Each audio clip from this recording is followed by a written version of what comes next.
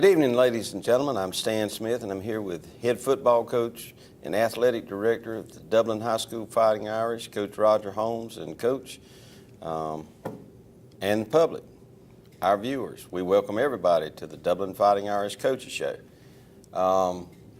Coach, you've had an open week after a pretty tough victory the week before against Swainsboro, and we've got a big game coming up Friday night, Shamrock Bowl, homecoming versus the East Lawrence Falcons. Why don't we start out by talking about the preparation? What do you do during that true open week when you don't have a game the upcoming Friday night? Stan, I think first thing you try to do as coaches is, number one, evaluate the health and the mindset of your football team. I think that in itself needs to be your first concern going into an open date week. And then you have to determine the things that necessarily haven't been going the way that you want them to go as a coaching staff as far as the team goes, and then you got to try to go to work on those and see if you can't correct some errors, some mistakes, and some things that you've been going through on the football field. So for us, number one, we felt like that our young men were a little bit tired, a little bit run down. You come back after the 4th of July week and you start preparing really hard for the upcoming season. Then you have a scrimmage, and then you go 4 straight games. So essentially we were 5 games in with the July addition to it. So we felt like that for us, number one, we wanted to have some healing time for our players, and not just from a physical standpoint, but a mental standpoint. You need to, sometimes you need a break and you need to get away. So what we did was we took Monday, we took our JV kids out, and they went and practiced because with the number of players that we have right now, the JV squad does not get to totally have a practice throughout the course of the day. They've got to filter in and help with some things that are going on with the varsity level. So they got some practice time, and the varsity kids were able to come in and get film time from the previous Friday night's game. And normally we bring them in on Sunday, so they didn't have to come in on Sunday and got an extra rest day there.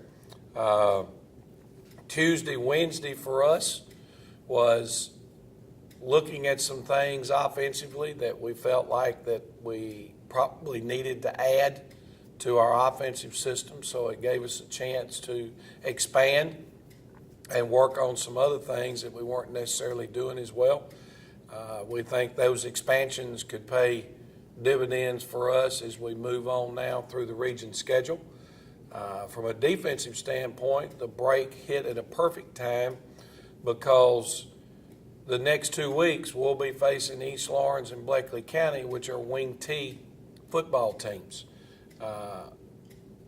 And you really don't prepare for the Wing T the same way you would prepare for a spread offense. And of course, your opposition has been spread so far. Everything we've dealt with since the scrimmage, they ran a little Wing T, but they also ran spread. So you were kind of preparing for both of them, and it gave us a couple extra days of preparation and trying to prepare and get some game plan put together for facing Wing T football. Friday, obviously, we gave them Friday off.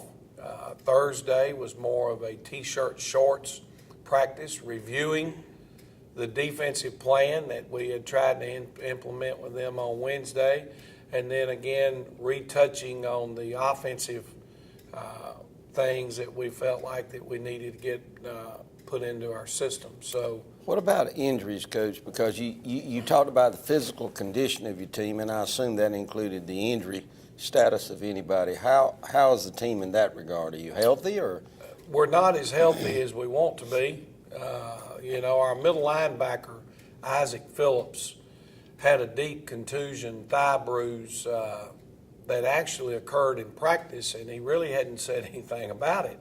And like Thursday or Wednesday before the Swainsboro game, we noticed him with a hitch in his giddy up when he was running. He just wasn't moving the way that that he needed to be moving.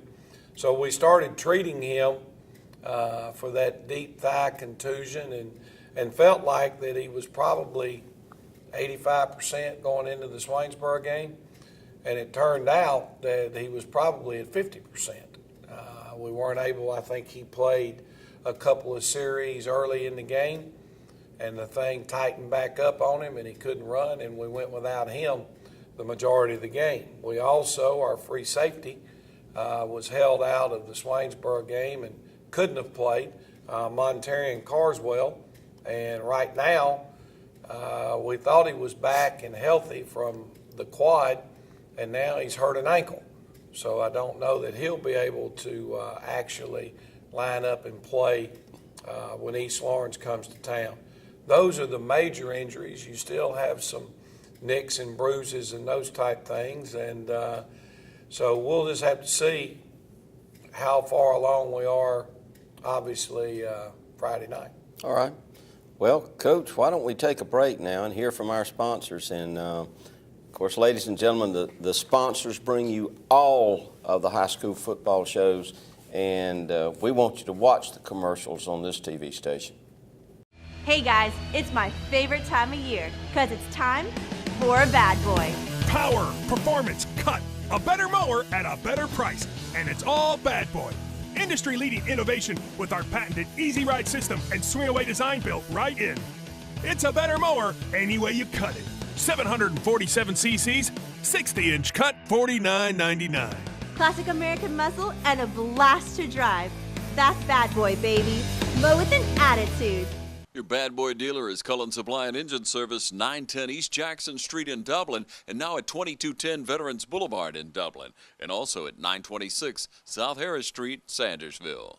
Welcome back, ladies and gentlemen. I'm, of course, here with Coach Roger Holmes, head football coach at Dublin High School, and we've been talking about the off week, but let's talk about your football team in general. Coach, coming into this, you knew you were going to have a young team. You knew you had some pretty good talent. Tell us about the young men in particular over the non-region schedule who have sort of stepped into the limelight or stepped up to do the job that brings you to 4-0 right now. Well, I think first off and probably foremost, and I would want to point at our quarterback, Rodriguez Martin, sophomore quarterback that to this point has done some things that you may not have expected him to do. I think the Swainsboro game was a big example. Rodriguez was able to execute the midline option, run the football, and do a good job. Still got some areas to improve on throwing the football, and that comes with experience. Nothing more than just gain experience and learning to continue to keep your eyes open when you're scrambling or get the ball out a little bit quicker, and he's going to do that. But a sophomore quarterback getting his team off to a 4-0 start's been exceptional. I think what we believed with Ramon Pittman, he could be more dangerous and more explosive for us maybe at running back than he would have been had he been at quarterback. It's proven to be true. Our tight end play with some nice catches at this point has been an area that, with Malik Jones that has produced probably a little more right now than our tight ends have produced in the way of touchdown catches and those things in the last 3 or 4 years. Israel Phillips at fullback. We thought that Israel, when he moved in, if he could learn the system as quickly as he could help us, and he's done a tremendous job the last couple of weeks at fullback. Jermaine Cooley's done a great job on both sides of the football, but it's really helped us that Israel's been able to step up and give Jermaine the opportunity to focus more on the defensive side of the football and to save him as the course of this season as it wears and tears on you. Our offensive line has improved. We still have some depth concerns at offensive tackle, offensive guard. We've moved another senior, Ty Seals, from backup center to alternating at tackle and giving us some reps at tackle, and hopefully that experiment's going to work out for us. From the defensive side of the ball, I think we've been extremely pleased right now with Nick Sumner at defensive end, a sophomore.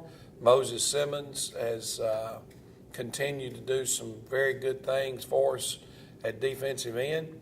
Isaac Phillips, one we mentioned a minute ago, our middle linebacker with a deep thigh bruise, Israel's brother, has been quite a leader, comes to practice hard every day and does a good job. And Eric Roberson, our strong safety and running back, has been productive on both sides of the football.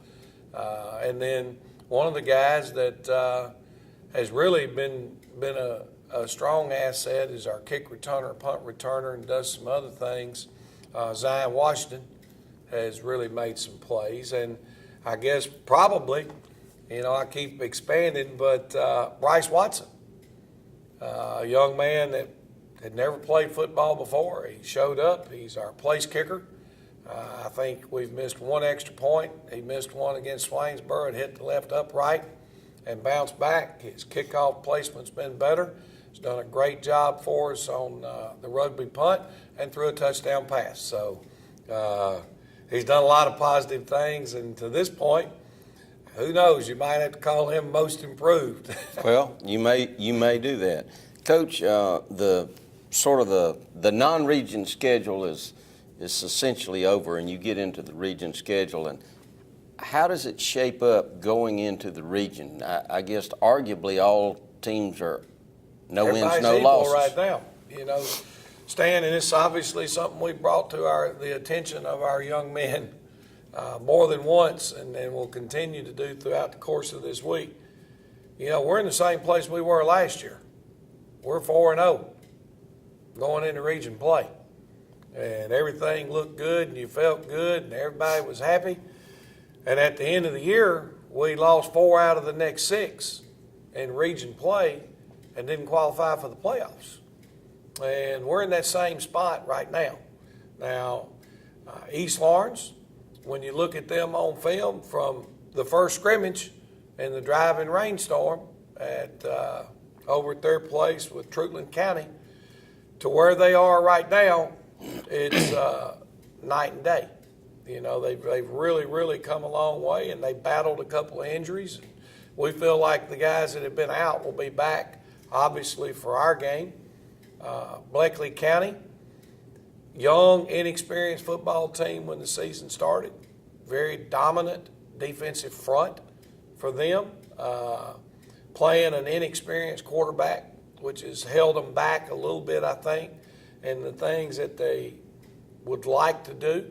But again, as that inexperienced quarterback gains experience and things start clicking, so I think Bleckley County right now is a dangerous football team. Dodge County, I've had an opportunity to watch Dodge play twice in person. Very physical football team. West Lawrence game, 3-0 Dodge County. And West Lawrence is predominantly a run football team. I saw them play last week against Dooley County. And Dooley had the ball spread all over the field. And to be quite honest with you, had their way with Dodge's defense.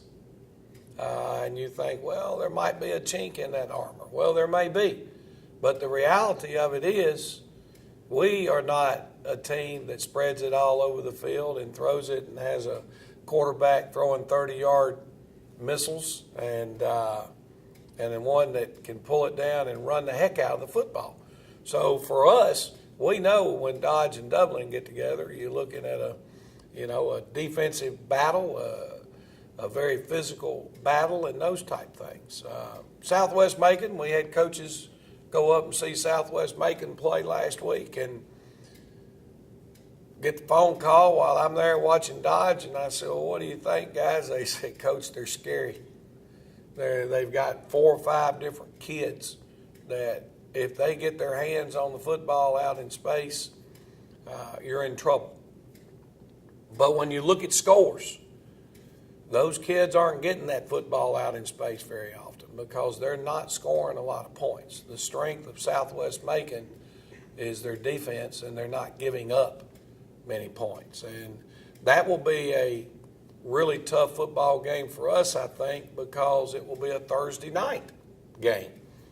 Northeast Macon, we don't know a whole lot about them right now, but been a solid football team. And then the team that everybody was wanting to write off and complain about, the Washington County Golden Hawks. Well, they've got done playing those two real big 4A schools or whatever there in week 1 and week 2, and came out with a loss. And now all of a sudden they're back to 2-2 and jumping into region play, and they'll be as good as anybody that will play all year. So tough region schedule coming up, and we're going to need our fans and our support to be out there with us on Friday nights. All right, Coach. We're going to take a break. We're going to come back and talk about this Friday night's homecoming game with the East Lawrence Falcons. Dr. Price and Dr. Peters at Dublin Orthopedic and Rehabilitation have been a part of our community for many years and very proud to support high school football. We are proud of our children and their commitment. We share that same commitment when it comes to our patients. You'll always be a winner at Dublin Orthopedic. No referral ever needed. Just call us today at 272-3022. Whether it's a sports injury, carpal tunnel, stress fracture, ankle sprain, or any other injury, don't waste your time or money going to the ER, urgent care, or hospital. Come straight to the specialist, Dr. Price and Dr. Peters at Dublin Orthopedic and Rehabilitation, 2406 Bellevue Road in Dublin. All right, welcome back, ladies and gentlemen, and we're going to talk, Coach Holmes and myself, about the upcoming homecoming game with the East Lawrence Falcons. Coach, you mentioned that East Lawrence runs the wing T, and I'm sure that's been the concentration of your defensive practice this past week, but tell us what to look for this Friday night in the Shamrock Bowl. Gosh, it's going to look very similar. The only difference might be the color of uniforms that each team is wearing. But, for the East Lawrence Falcons, I would have to point to number one is their quarterback.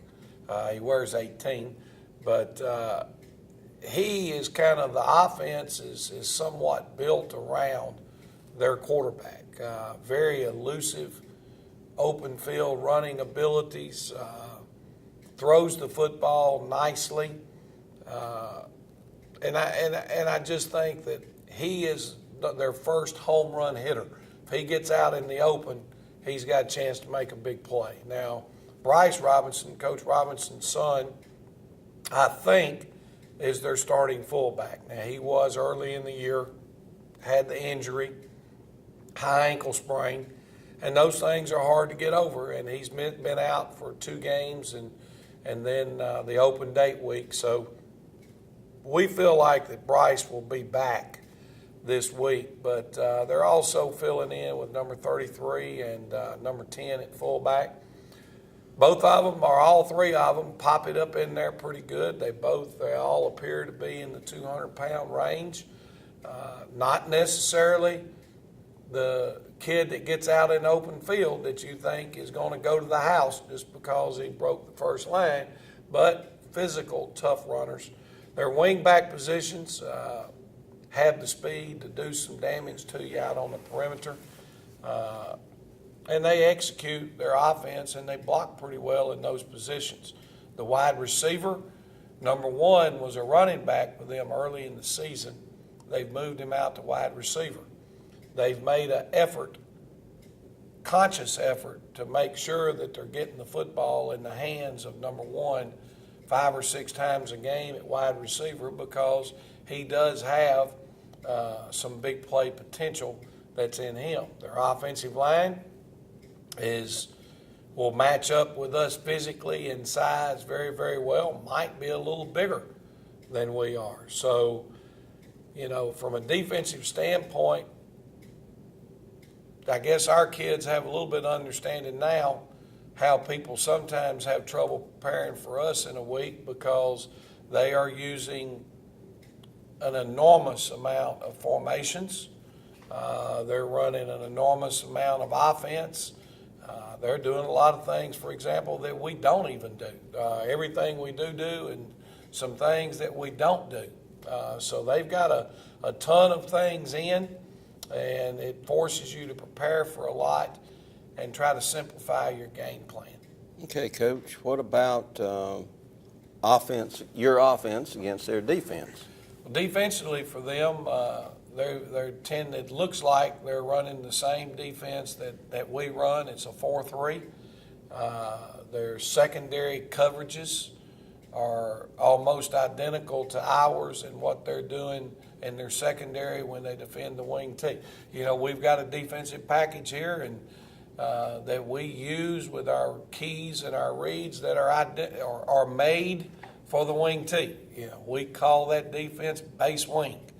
It wouldn't surprise me if Coach Robinson and his defensive background here, that's what we're seeing on film is base wing. Now, a few years ago, there was a team that came into Dublin and pulled off what I think might be the biggest win in their school's history, and that's called Cook County.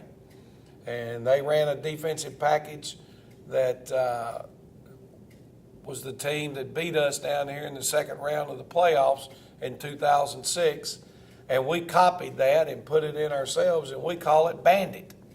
Now, Coach Robinson has put the Bandit defense in at East Lawrence, and it's a package that can create some problems. But what I think we found out after the first year of lining up and playing against the Bandit when Cook County tore us up, the next year we scored 60 points against the same defense. I don't know that it's so much the scheme as it is the people that are doing it. So, obviously we've spent a great deal of time on recognizing the front, having the blocking schemes secure and sound for running against that front, and we'll be prepared for it, and then we'll see the same thing the next week when we play Blakely County. So it's just one of those things that from a defensive standpoint for them, it gives us something else to prepare for, and we've seen them jump into an odd front defense on 2 or 3 different snaps. So a lot of different things to prepare for. Coach, let's talk about one thing before we leave. JV this week.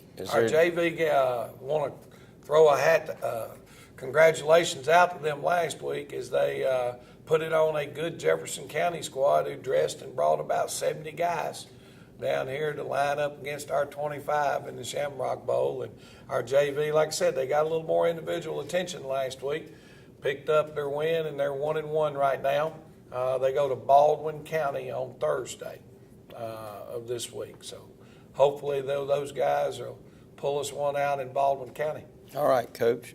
All right, 7:30, homecoming, big night at Shamrock Bowl.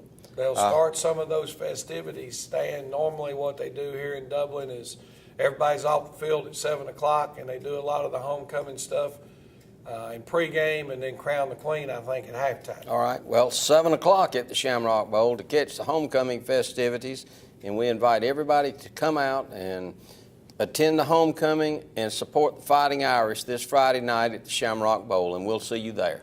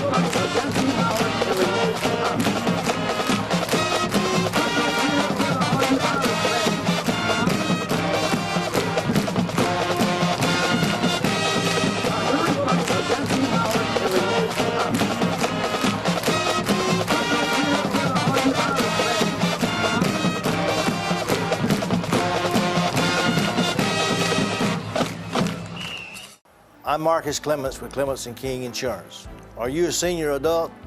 Clements & King Insurance offers long-term care insurance.